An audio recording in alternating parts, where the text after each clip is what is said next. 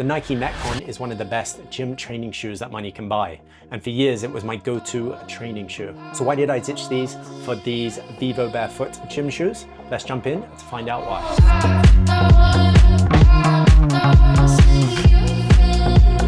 So both Nike and Vivobarefoot make these shoes specifically for strength training and cross training. And both these shoes have become best in class for that exact thing. Now, to tell you why I ditched these shoes for the Vivobarefoot, I need to tell you why I loved them so much and why it took so long to find a replacement. Also, at the end of the video, I'll give you some tips on using barefoot gym shoes like this for the first time, so stick around for that. So why did I love these shoes so much? So let me take you back to 2022 when I was getting into more gym HIIT sessions and I was doing a bit of research on the best shoes to buy, where I came across these. I thought they looked great. I got them for 70 USD and I thought they were still. When I started using them, they were far more firm and stable than anything I'd used in the past, but two things really stood out to me. The first being the lockdown of this shoe. My foot felt super secure inside, and that's due to the sidewalls that the Metcon has on both sides. There wasn't any wiggle when you're doing any high intensity or lateral movements. Secondly is with the grip. I could really feel the grip biting the ground, especially in high intensity exercises. I felt very secure, confident, and never felt like I was going to slip in these, and I loved the fact about those shoes. So what happened next then? We'll fast forward a few months and I started getting severe pain in the ball of my foot. Now, I'm not going to go into the full story here, but long story short, I ended up having a Morton's neuroma and I needed to look at barefoot and wide toe box shoes to alleviate that foot pain. So I started wearing barefoot shoes. And what did that mean for my beloved Metcons? I needed to find a performance alternative. And that's where I came across these from Vivobarefoot. Not this exact model, but the first model of these are the Vivobarefoot Primus Lights. This version is a lot better than the original version, but I didn't really get on with the original version. The material was very harsh and it wasn't very breathable. Additionally, the grip wasn't great, and that lockdown, it just couldn't quite match the Nike Metcons. But this shoe is a lot better. I'll have a review coming out of this shoe soon, so make sure you're subscribed for that. But what did this mean? Well, this actually meant for my workouts at the time, I was drifting back to using the Nike Metcons over the Primus Lights. I just loved that lockdown and grip, and I was willing to put up with the pain for 30 minutes, an hour in my foot if it meant I could get those benefits. And I ended up preferring these, even with the narrow toe box, so much more over the Primus Light first version. Let me know in the comments below if you've used that version and what you think of them. So as I was getting more and more into barefoot shoes, I was learning the brands, the different models, and that's where I noticed a particular shoe from Vivobarefoot, and that was their Motus Strength. On Vivobarefoot's website, it was advertised as a shoe for improving performance and longevity through high intensity workouts like CrossFit, powerlifting, and functional fitness. The sole and the upper gave unparalleled grip and stability. When I saw these, I thought, could they actually be the replacement finally for my Nike Metcons? Additionally, I picked them up for 130 USD and I thought they were a steal. So when I first got them, took them out of the box, there were three things that really stuck out to me. The first being how visually striking these shoes are. I mean, there's a lot going on for a barefoot shoe, which are usually very minimalist in the upper. You have the most obvious one, this exoskeleton that wraps over the upper of the shoe. You have this very striking sole which wraps around the side of the shoe. Additionally, I noticed it was extremely low profile, which I actually think adds to the overall look of the shoe. Secondly was all around the heaviness. When I put this shoe on, I could instantly tell, even in the hand, how much heavier these were than other shoes like the Primus Light. Thirdly was around the width. When I put these shoes on, I had so much width in the toe box, way more than any other Vivobarefoot shoe or barefoot shoe that I had worn. But moving on to the specifics of the shoe, the materials. So this is a external exoskeleton that wraps over the side of the shoe. It's designed to hold that foot into place when you're doing lateral or anything high intensity. Secondly is around the upper. There is a lot going on here. So it initially looks like quite a light and airy upper, especially on this toe box where you have what almost looks like holes into the upper, which is overlaid by this thermoplastic. It is actually quite a heavy upper, and those aren't holes at all. You have a mesh lining underneath, which just adds a lot to that weight.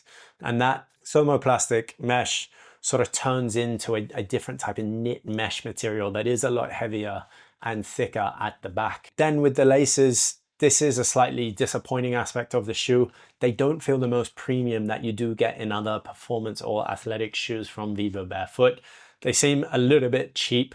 They feel like they're gonna hold a lot of sweat in the laces, which isn't really a good sign. I think the Nike Metcon laces are a lot better here. Moving on to the sole. So this is a 2mm outsole with an added 1.5 millimeters of lugs on the bottom, which Vivo Barefoot call as their active tech sole. And then additionally with the insole, it's a very standard Vivo Barefoot recycled insole, not a whole lot going on here. So before I get on to why I ditched the Metcons for these, let's get on to how they performed outside the gym. Now these shoes weren't obviously designed for outside of the gym, but people are going to use it for that. I've mainly been using it for short errands when I'm traveling myself to the gym, and they've actually been fine for that. If I was using them for anything else, I probably would go with another shoe. Firstly, let's talk about the ground feel. So this is 3 to 4 millimeters of sole here, which is actually quite thin for a barefoot shoe, but that proprioception, that sensory feedback that you're getting from the ground isn't as much as you would get in other shoes with a similar thickness of the sole. This can be a good thing though. People looking to get into barefoot shoes for the first time who might not prefer that full sensory feedback are potentially gonna like that aspect of the shoe. Others who are looking for thinner soles aren't going to get as much, and they might need to take out the sole to increase that sensory feedback and the proprioception there. In terms of flexibility, the front of the shoe is extremely flexible, no issues there, but the back of the shoe isn't actually as flexible as much. And I think that's due to the fact that it's the thicker rubber at the back of the shoe, which they might have designed for more stability and lockdown, which we'll get onto later in the video. A quick one on breathability. This is my one big gripe with the shoe, is it's not very breathable at all. The upper materials are very thick and they're very heavy. The back actually holds quite a lot of sweat, which doesn't help with breathability at all. So this is definitely not a strong part of the shoe. Be careful if you're in hot climates using this shoe all day. Moving on to fit and sizing, I would say this is true to size, but given Vivo Barefoot's reputation with sizing, I'd recommend trying these on if you can before you buy them. The risk is quite low because Vivo Barefoot have a 100-day return policy. Durability, I think these have been great in comparison to other Vivo Barefoot shoes which have fallen apart around the sole. These, I can't really find any obvious signs of wear yet. That being said, I have mainly used them in the gym and not outside. I think if I use them outside, I'd start seeing a lot more scuffs and marks and potentially peeling around the back of that sole, also where the foot bends here. So what made me ditch the Metcons for these shoes? Well, it comes down to a few things. The first being the aspects that I loved about the Nike Metcons, the grip and the lockdown, they've absolutely nailed. If I'm doing any HIIT sessions, anything that requires high intensity or lateral movement, the lockdown in this shoe is actually great. And that's due to two things. The first being the exoskeleton. It really holds your ankle and your midfoot into place here, giving plenty of space for your toes to splay. Additionally is that heaviness in the materials. I think due to that heaviness in the materials aren't stretching as much as you would see potentially in other shoes. With the grip, it's been really good. I wish I had this grip on all Vivo Barefoot shoes. I can plant my foot down and have a lot of confidence that it ain't going anywhere, especially in lateral or high intensity exercise. There's so much confidence here and it's on par, even potentially better than the Nike Metcon. Additionally, there are even some other things that I found about this shoe, which it has over the Nike Metcons. The first being in the width. So the width in that toe box, it's so wide and you can splay your toes really far, and it gives you just so much more stability and control when you're doing lifts. I thought the Nike Metcon was very stable, but this just takes it to a whole nother level. Additionally, you have that zero drop. You feel a lot more of the ground when you're doing those certain exercises that you wouldn't necessarily feel in the Nike Metcons. Thirdly, you have the flexibility in the shoe. Granted, it's not the most flexible barefoot shoe around, but in the gym, it's so helpful to be able to push off different things, just have a little bit more range of motion in your foot, where in the Nike Metcons, you're constricted quite a lot more. So I hope you've been enjoying the video so far. Give it a like if you have. If you're thinking of buying these shoes and using barefoot gym shoes for the first time, I've got 3 quick tips for you on how to transition over to gym barefoot shoes. The first one being the size of the shoe.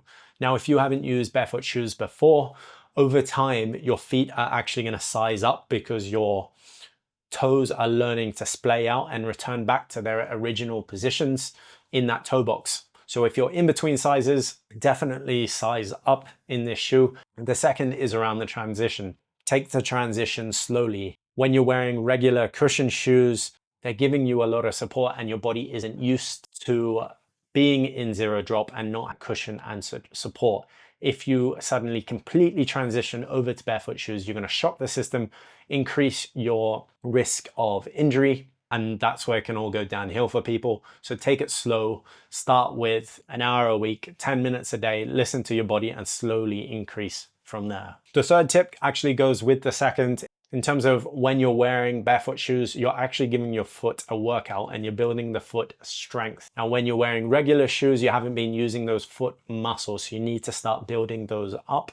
You need to start doing things like calf raises, tib raises, toe yoga, driving that toe down into the floor. All of this is going to help build that foot strength and actually help you transition over to barefoot shoes quicker and reduce that risk of injury. So these are really specialized shoes and I think they do the job super well. But usually they cost a crap ton of money, well over 200 USD. So I'm going to leave a code in the description below. I'm still working on getting my own. That's going to give you a bit of a discount. Secondly, you can also go to a site called revivo.com. I'll put the link down below, which refurbishes shoes like this and sells them at a discounted price. I saw today a shoe listed at 175 USD, down from 290. So they do very good quality and I haven't been disappointed when I've used those before. But let me know your thoughts on the shoe below. Is there too much going on for a barefoot shoe for you? Does it go against that barefoot philosophy with all the additional features on the shoe? Let me know below. Also, give the video a like if you enjoyed it. Until then, I'll catch you in the next one.